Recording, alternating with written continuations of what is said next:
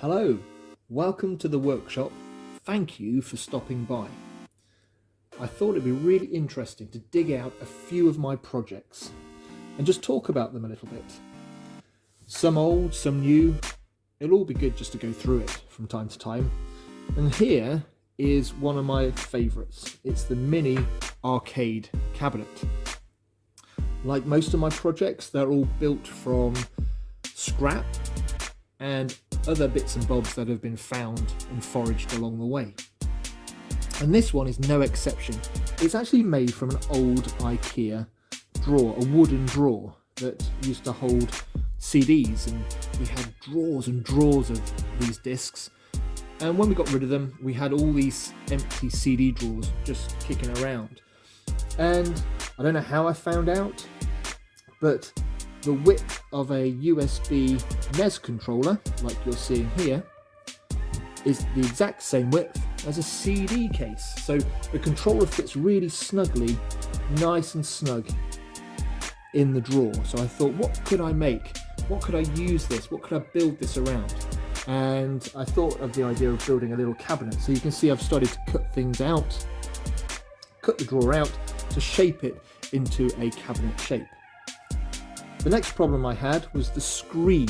The screen, well, I find working with small screens for portable devices a real pain, and I have very little success with them, if I'm honest. Apart from this one. This one is a car reversing screen that I found on Amazon for, I think it was about £12 at the time. It's a few years old now, but still working, as you can see. And once the controller and the screen were hooked up to a little Pi Zero, I've just pulled it out the back of the cabinet to show you, we can then start thinking about installing the software on it. And I went with Retropie, which is free, and it allows you to emulate a whole series of consoles.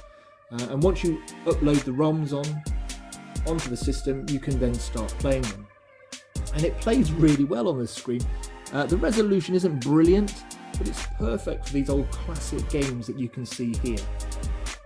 Let me demonstrate. So if I press start, let's have a look. Come on.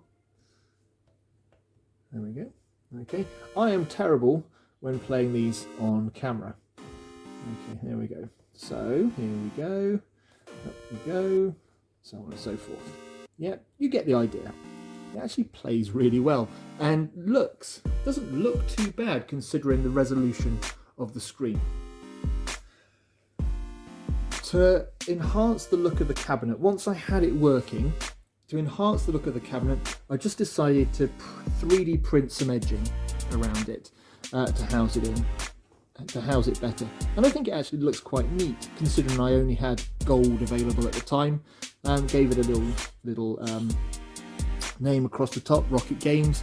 It actually looks quite nice. It's actually been kicking around for a number of years, especially as we've moved house recently. It's just been passed from pillar to post, but it's still a solid build that is still working to this day.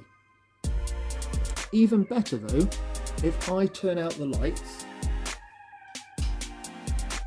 even better, I found some old Christmas lights, some LED lights that I installed. So once we